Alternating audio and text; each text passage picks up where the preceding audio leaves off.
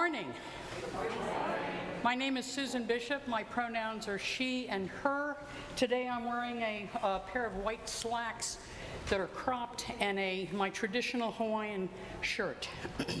Welcome to First Unitarian Church. Our mission is to explore the eternal, nurture community, and pursue the common good. We welcome you in your brokenness and in your wholeness. No matter who you have been, who you are, or who you are becoming, we greet you today with love.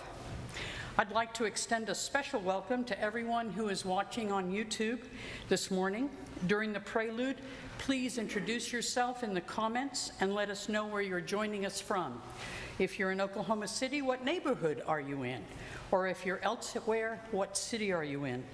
And now the prelude prepares us for worship.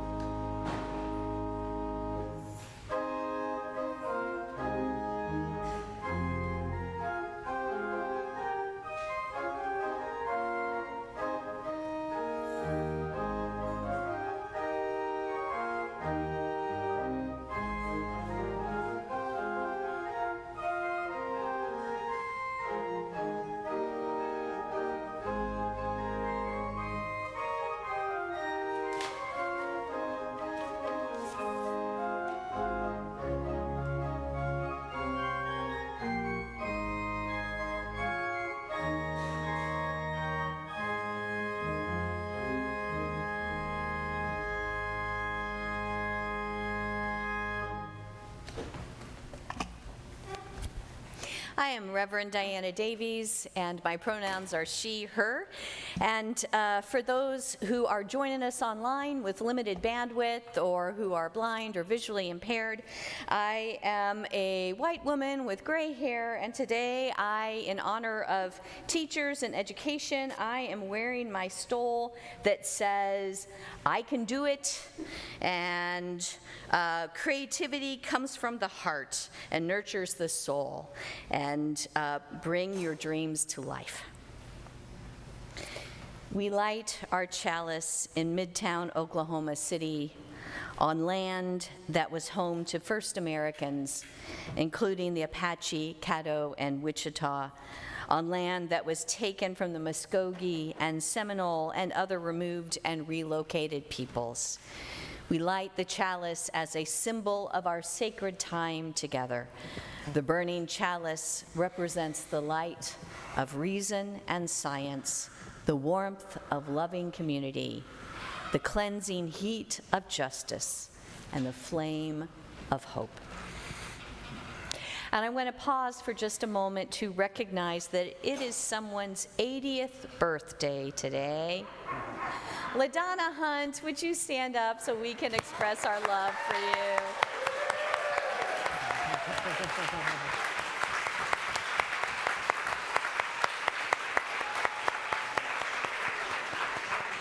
Bell Choir Director Extraordinaire and just generally all-around good person. Happy birthday. We begin our service this morning with opening words by Reverend Jason Cook. We seekers are on a quest to discover truth and meaning. And sometimes we think we've found it, wrapped up, glimmering with newness, straight off the intellectual assembly line. All the answers right here for us and others, if they'd only listen. But truth has a way of coming in disguise, sometimes wearing rags and sometimes finery, but so often cloaked from our immediate sight. And sometimes that which we have rejected that which we have let go of or decided was only for others, but not us, can be our teacher. Let our time of worship be an acknowledgement of the never-ending journey towards truth and meaning, and our appreciation of those we learn from along the way.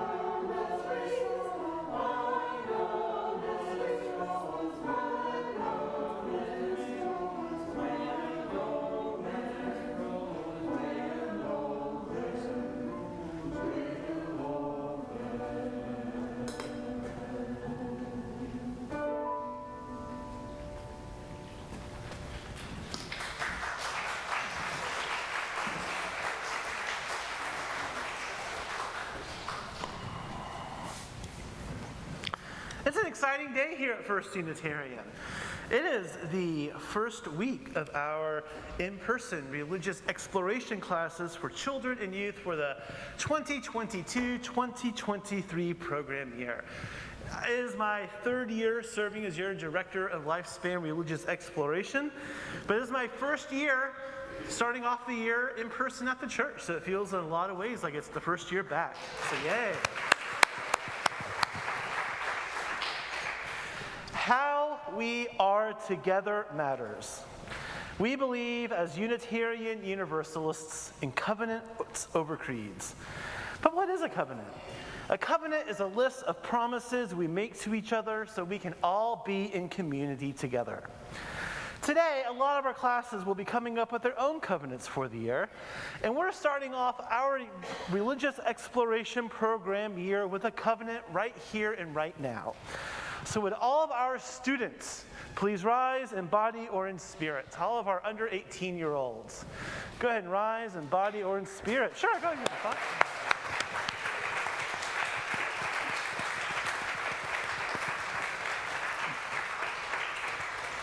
Students, do you promise to bring your best selves to your religious exploration classroom? Do you promise to remember to create safe places for each other and to remember that how we are together matters? Do you promise to look out for each other and to make friends with your new classmates? Do you promise to have fun, to support each other, to be curious, and to ask your teachers and parents really hard questions about religion and faith? If you do, please respond with, "We promise."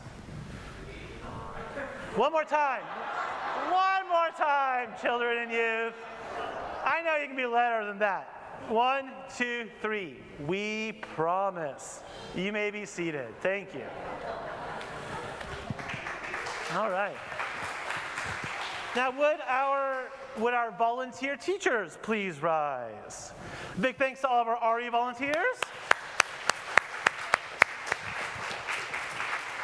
And if you want to be one of these cool people, we're still looking for 2 more teachers for the year. Teachers, do you promise to show up? To show up for our children and youth on a regular basis. To show up intentionally and be your authentic, joyful selves in the classroom. To show up and build a true community with your students. Do you promise to show up and build a true community with your fellow teachers too? Do you promise to help our children and youth along in their spiritual paths? And do you promise to help set up parents to be the spiritual leaders in their homes? If you do, please respond with, we promise. We promise. Thank you. You may be seated. And let's get all of our parents to rise in body or in spirit. Parents of our under 18-year-olds, please rise in body or in spirit.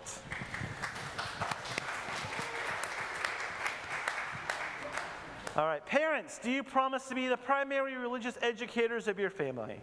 Do you promise to support your child's faith development even when they ask really tough questions from time to time? Do you promise to do your best to bring your children to the RE program for this weekly boost to their spiritual development? And do you promise not to neglect your own spiritual needs while helping your family build its collective faith? If you do, please respond with, we promise. Thank you. You may be seated. And would my fellow staffers please rise? I see a few of you around. Staff, do you promise to support our religious education program and our families? Do you promise to remember that every single one of us works for all ages of the church? Do you promise to remember to bring fun, joy, and creativity to the work that we all do? Do you promise to keep families at the heart of our work and to consider the needs of families in every action we take and every program we create? If you do, please respond with, we promise. We promise. Thank you. And now everybody, go ahead and rise in body or in spirit. Congregation. And if you're watching us online, I invite you to rise in body or in spirit and join us too. Congregation, do you promise to support your Lifespan Religious Exploration Program through your financial contributions to our annual pledge drive and through volunteering for Lifespan Religious Exploration events? Do you promise to embrace your own religious exploration and model for our children and youth the importance of lifelong learning? Do you promise to shower our teachers with appreciation, to shower our parents with support, and to shower our children and youth with love?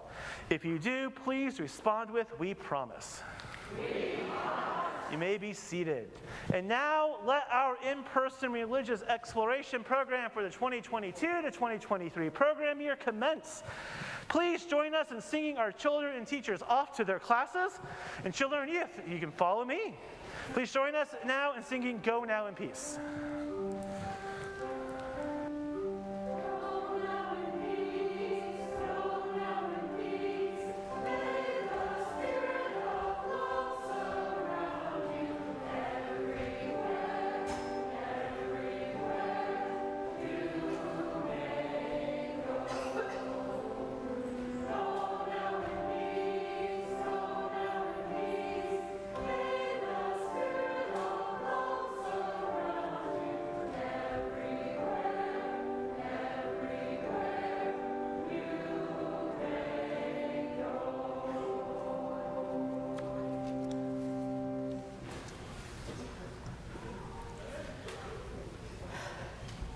I grew up with parents who emphasized education. My mother had to quit school just before she turned 16, and it profoundly impacted her. Her father died, the money dried up, so she went to work to support her disabled mother and herself. She eventually received the equivalent of a GED, but not having a diploma made her feel a sense of shame. As a result, she diligently checked my homework because schoolwork came first in our home. Time was set aside to practice penmanship, arithmetic, spelling, and everything else I was learning. There was never a question about attending college. College would provide opportunities and choices that nothing else could. I grew up with teachers who taught me to think and problem solve, to analyze ways of making the world a better place. They challenged me to question everything, and if I didn't understand, to continue asking questions until I did. They prompted thoughts and discourse I never would have imagined on my own. They taught me to research a topic, how to use a library, how to debate an issue, how to become involved as a citizen. They celebrated with me when the light bulb finally went on. And in math class, that was very rare. It was pretty dim most of the time. Teachers taught me to read, and to this day, I still carry a book with me everywhere I go. Books were my magic carpet to the world out beyond my bedroom. I would have skipped reading some of the books in the September reading lists had it not been for teachers challenging me and encouraging me to expand my horizons. Now we have banned books that we all read in junior and senior high school, and teachers unable to teach the real U.S. history with all its warts and blemishes. For fear that some child may feel uncomfortable about how this country evolved, our legislature has formulated the idea that if we let kids know the truth, that they'll never recover from the knowledge that our country isn't perfect. How absurd. How absurd indeed. When a history teacher decided to veer from the regular curriculum and dive deeper into the lives of Black people pre-Civil War, it wasn't controversial. He asked us to read Black Like Me, the story of a white man who purposefully tints his skin darker and navigates the white world as a Black man in Jim Crow America. He asked us to look at what had changed and what had not. To my knowledge, this teacher was never reprimanded. He wasn't fired. His teaching certificate and license wasn't revoked. He was beloved by his students because he dared us to think about history differently and to compare it to what we were seeing on our television sets. Learning beyond the family unit starts with teachers. Their commitment goes far beyond dedication to what my late wife used to describe was a calling. Why else would so many devote more than an 8-hour day, spend personal monies to provide materials for their students, and not be called devoted to their vocation?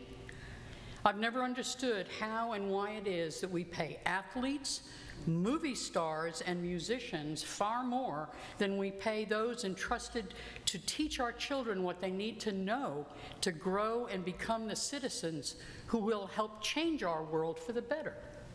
Do we value teachers that less? It mind boggles me. My 11th grade civics teacher had a poster on the wall that declared, "Teachers are part of the building blocks of our democracy." Perhaps it's time we message our politicians and demand that they value the work our teachers do and pay them a wage that they can live on. And it declares to them, we really do value you, and not demand that they be responsible for every child's emotion when it comes to difficult subjects.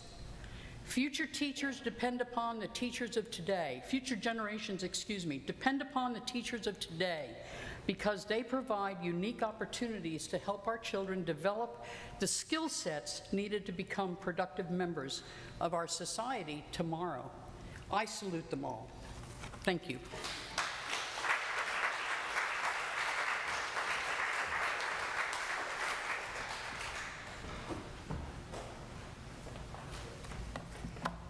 Take off my mask here. Okay. My name is Laura Lochner, and my pronouns are she, her, hers, And myself and Susan Bishop and Reverend Diana, we have created a reproductive justice team, and we'll be offering a curriculum on reproductive justice to the full congregation in the spring. And I have to say, on Thursday, we had a wonderful showing of those who are going to be trained to then train the congregation. So I'm really excited about the energy here. So if you're passionate about reproductive justice, reach out to me or Susan or certainly Reverend Diana. Okay, so I'm going to talk about the call to offering. Every Sunday, we take an offering. Since 2002, all the cash and designated checks from that offering have gone directly to external nonprofit organizations doing good work, our Change for Change partners. For the month of September, our Change for Change partner is the Roe Fund. This fund helps low and no income Oklahomans obtain reproductive services, including abortion, referrals, and information.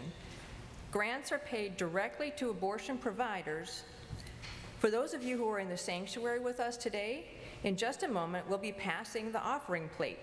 If you're not able to make a gift today, we invite you to write a message of encouragement to our Change for Change partner organization, and we'll share those messages with them as well.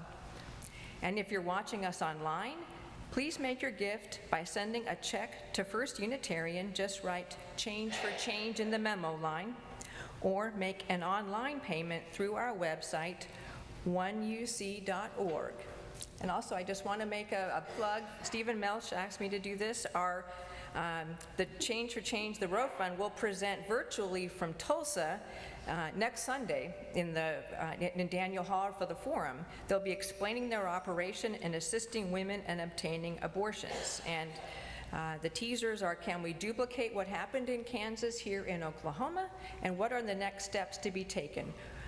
So we encourage you all to come.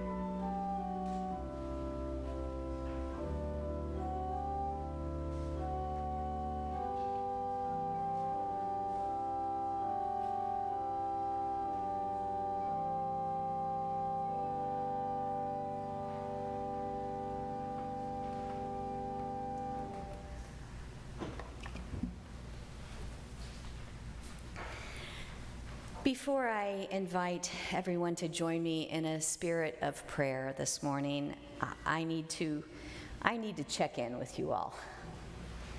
Checking in is something that we Unitarian Universalists do at the start of our meetings and events, just so you all know where people are coming from. And where I'm coming from today is colored by a place of anger. I woke up this morning and I was angry. I drank my coffee and read the newspaper this morning, and I was so angry. Angry at the behavior of grown-up bullies who are governors in border states, who put the well-being of the most vulnerable of vulnerable, families, children, people running for their lives, for safety, for a better home, for hope, and manipulated them and lied to them and put them on planes and buses so that they ended up in places they had no idea where they were, so that they were left in impossible situations, told that they needed to check in Tacoma, Washington on Monday morning, somehow to get there from Martha's Vineyard, Massachusetts, or they would be immediately at risk of being deported right back to where they came from. I am angry. I am angry that this kind of behavior doesn't start in school, doesn't stop in school, that bullies continue to move on and up and into positions of authority and power and prominence. But in the midst of the anger, I am finding a place for hope. A good friend of mine, Janet Newton Thibodeau, is the minister of the Unitarian Universalist congregation in Martha's Vineyard. It's a beautiful, beautiful church. And she has been talking about and writing about how that community, that is an actual community, it is not really just a vacation place. People live there, right? People have heritage there. That community is coming together.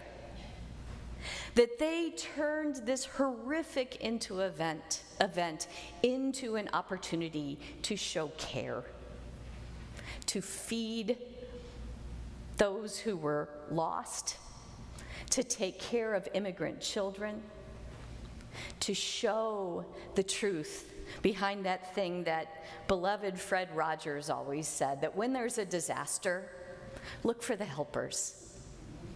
Look for the helpers. They are always there. That's where I'm finding hope today. I'm finding a place to use the anger for good and for change.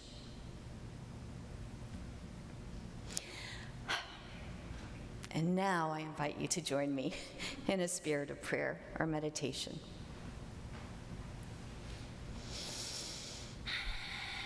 Spirit of life, source of all. We come today from our many different paths, our different traditions, our different ways of being, into this community that aspires to be beloved community, a place of welcoming, a place of love, a place of unconditional greeting and kindness. We come together today seeking hope, seeking that spark of strength, that reminder that we are not alone, and that even in the worst of times, even when it seems that the tyrants and the bullies and those who are cruel and hard-hearted have the upper hand, that love still wins, that community still comes together when it is needed, that there is love, always, always love, holding us together, holding each and every one of us. And now in silence, I invite you to lift upon your hearts the names of those who may be in specially need of love and care and kindness today.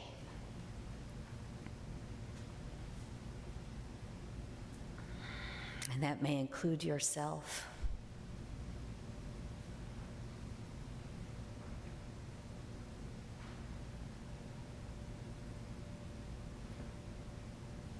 Look for the helpers, my friends.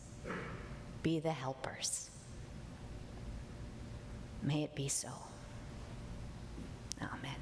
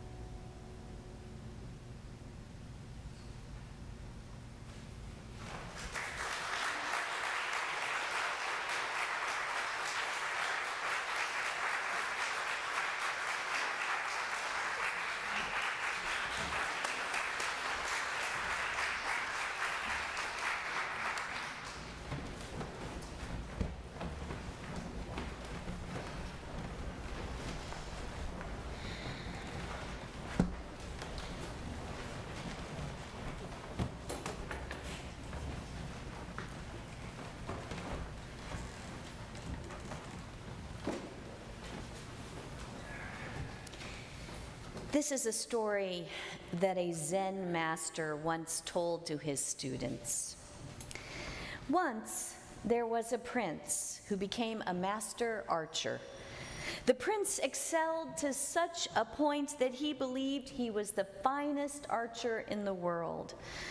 On his journey home after winning a championship, the prince stopped in a small, out-of-the-way town to get something to drink. Across from the tavern, the prince saw a barn with painted targets along the entire side of the barn.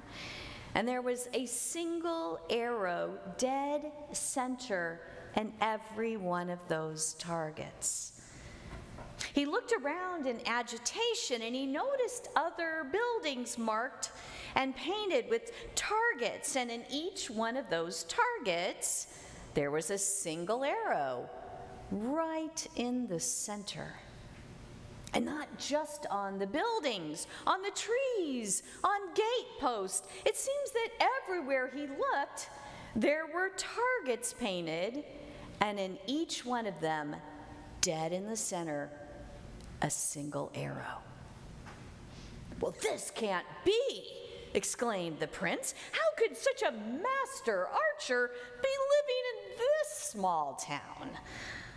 So the prince began searching all over the town. He went to the elders of the village. He walked up to each person who looked like they might be a skilled archer, and he asked, "Are you the one who hit the center of the target every single time?" But no one would lay claim to such a feat. Well, the prince was about ready to give up on this when finally a young girl walked up to him and said, "Are you looking for me?" Well, the prince just laughed at first, and then he got angry. "There is no way you could be the master archer responsible for all of this." He waved his arms around at all the targets. "Oh, I am," said the girl. "Well, then prove it to me," shouted the prince. So the girl took out her bow and she took aim. Her arrow hit the side of a building far away from any of the other targets. And then the girl ran into the building and emerged with a brush and some cans of paint. She painted a solid circle around the arrow she had just shot, and then 2 more circles to form a target. "Like that," she said with a smile. Well, after telling this story, the Zen master explained to his students, "This is how I teach. First, I shoot the arrow, and then after I see where it has landed, I start to paint the target." There is something about me that you don't know and that I will never put on my curriculum vitae, although I suppose it sounds kind of impressive in its own way. In 4th grade, I was president of the Bad Club. Now, this was a very exclusive club. I think there were only 2 members, myself and my friend Beth. And in fact, the more I think about it, it may have been kind of a co-president situation. Anyway, I thought about it as a club because it had rules and because there were certain expectations of membership. I had written them all out in pencil in thick-lined paper. 1, you must get a hall pass and go to the bathroom more than 1 at a time. 2, you must take something off a hall bulletin board. A tiny little strip of paper off of the border, that's okay, that qualifies. 3, you must take one of the garter snakes that live in the milk jugs in the classroom windowsill and put it on someone's chair. And 4, while walking behind the teacher, who had a most impressive bouffant hairdo, you must see if you can drop a rubber band or an eraser or some other small object into her hair and have it stay there. Now, there might have been a few others, but those are the ones I remember, so I'm pretty sure those were the ones that were the most bad. Well, one day, I can't remember how it happened exactly, but our teacher came across our club bylaws, our list of bad stuff you had to do in order to be a member. And I remember being horrified and feeling like the world was coming to an end. And then nothing happened. She just folded the paper back up, put it in her pocket, and just kept on doing whatever it was that she had been doing. And that was the end of it. No repercussions, no more bad club. There are a few ways to interpret what happened. It might just be that my 4th grade teacher wasn't a very good teacher, that she didn't know how to maintain discipline, or that she didn't have time to pay attention to students' bad behavior. But I think my teacher knew exactly who wrote that note. And she would have known that there was approximately 0% chance that I was going to grow up to become a hardened criminal. And she might have even thought, "Phew, it's about time that girl worked up the courage to break a single rule." I may well be reading into the situation from my present-day perspective, but I like to think, at least, that my 4th grade teacher was responding from a place not of rules, but relationship. I like to think that she knew me well enough to understand that I was such a rules follower, so obsessed with being good, that this little incursion into rules breaking was actually healthy. Not that she had to promote it, at least as far as I remember the way she folded that piece of paper and put it in her pocket. She might as well have said out loud, "Oh, I see you, and you're not in trouble, but I better not find a snake in my chair." I have absolutely no idea what else I might have learned in 4th grade, but I know I learned one thing: how to respond to a minor affront, a minor failing, with maturity and grace. And that's the thing about teachers. It's not so much the content of their lessons that we remember, but how they are with us. American author and educator Parker Palmer puts it this way, quote, "Good teaching cannot be reduced to technique. Good teaching comes from the identity and integrity of the teacher. As I teach, I project the condition of my soul onto my students, my subject, and our way of being together," unquote. I love this idea of projecting the conditions of one's soul onto others. It's like that little girl in the story who shoots an arrow, not knowing exactly where it will land, but having faith that wherever it lands, it is the right place, or it can become the right place. A good teacher projects their compassion, their curiosity, their questions, their love onto the subject at hand, and it lands where it lands.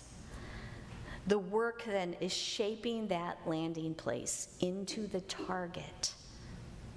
"Ah," the teacher says, "here this message landed in someone's heart. Here it landed in a field of doubt. Here it landed in a place of curiosity. Here it hardly stuck at all. But maybe it left a small divot in someone's smooth plane of belief. Bullseye." In this respect, teaching is messy. Or at any rate, it's more like jazz than Vivaldi. There is always an element of give and take to it. There is always an element of surprise because it is relational. And we can never control a true relationship. And I put to you that it is exactly this element of surprise, this element of relationship that can be threatening to some people.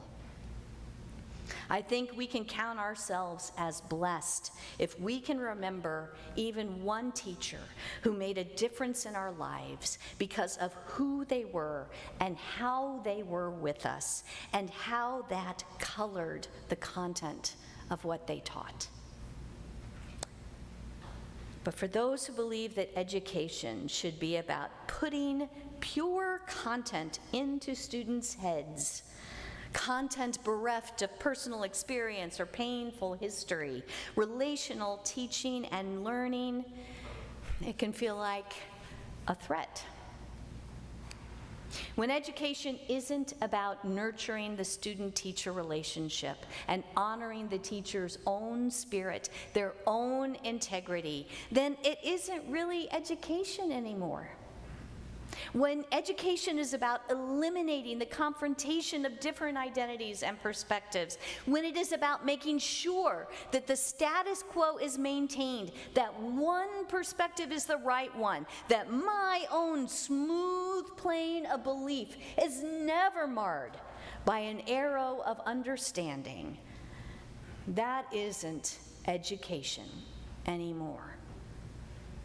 In our state, in Oklahoma, we hear certain people in positions of authority decrying what they call wokeism or indoctrination in our schools. They cry out, "Just teach the content."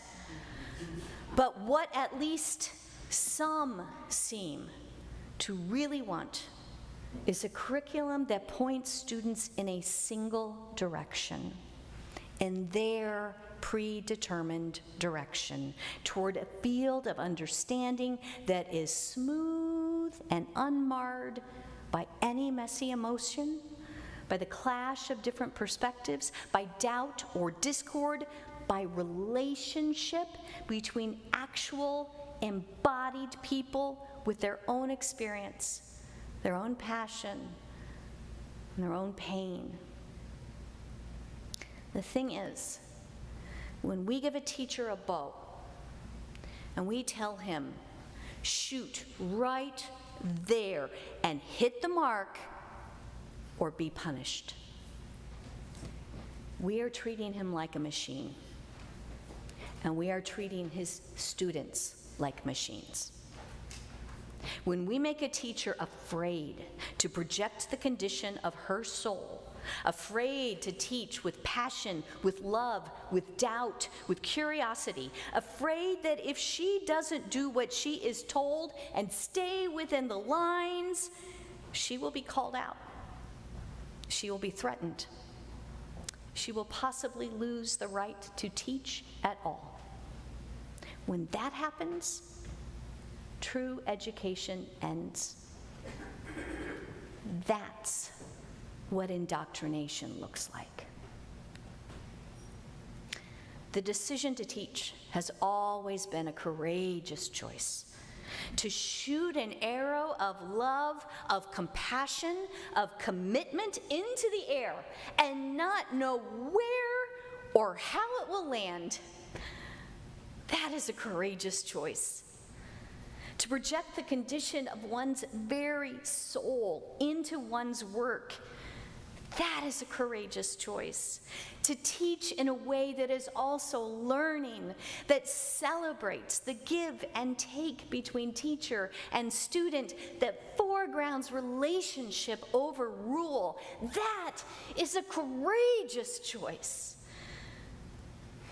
But to be courageous is not to be a martyr. And the brave heart that doesn't want to be cowed or controlled ultimately faces another choice: to shut down or to leave. And without brave teachers, teaching with honesty and integrity, we have no real education at all. We have machines inputting data into other machines. Brave New World, a novel that has been banned and challenged repeatedly ever since its original publication about 90 years ago, paints a picture of a world in which relationship has been replaced with rules, a world in which there are clear, predetermined targets for every arrow of understanding. And more than this, it is a world in which arrows of understanding have been eliminated altogether. In one scene, a character who refuses to follow the rules, deemed the savage, quotes Shakespeare, "Whether 'tis better in the mind to suffer the slings and arrows of outrageous fortune, or to take arms against a sea of troubles and by opposing end them." And then he turns to a figure of authority and says, "But you don't do either. You just abolish the slings and arrows."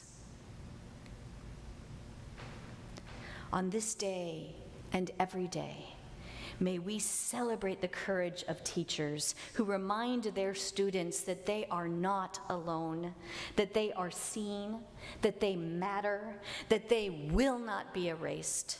May we celebrate the relationships that are at the heart of teaching and learning. May we not only celebrate, but stand with and support those teachers who courageously give of their hearts and spirits, who project the very condition of their souls out into the world. May we celebrate and stand with those teachers who have the confidence of knowing that when they teach with integrity, wherever the arrow of understanding falls, that is where they start to paint the circle within a circle, within a circle. Circles of understanding, circles of connection, and circles of love.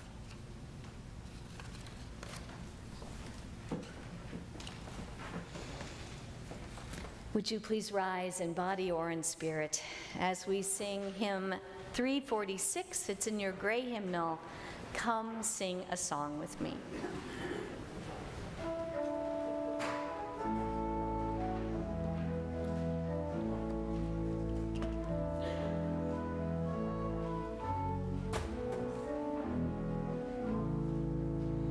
Come sing a song with me.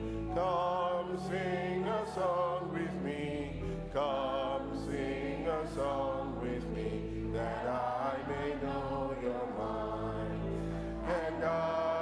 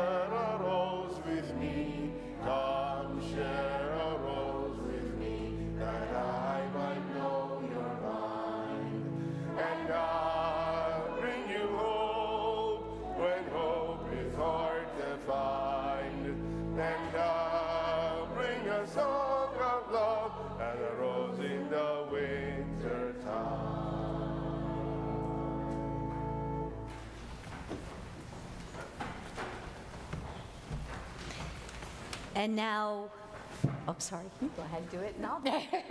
Do you want me to do it? No. Okay. We extinguish this flame, but not the light of love and community which burns in our hearts.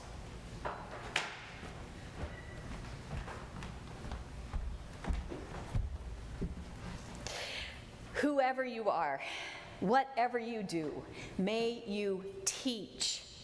In the words of that old adage, may you comfort the afflicted and afflict the comfortable. May you remember that in the end, it is relationship that matters. It is who you are and what you stand for that matters. So steel yourself, shoot that arrow of truth, let it fly. And even if you don't know exactly where it will land, know that whatever you send out into the world with love and compassion ultimately lands exactly where it needs to be. Be brave and know that you are not alone. May it be so.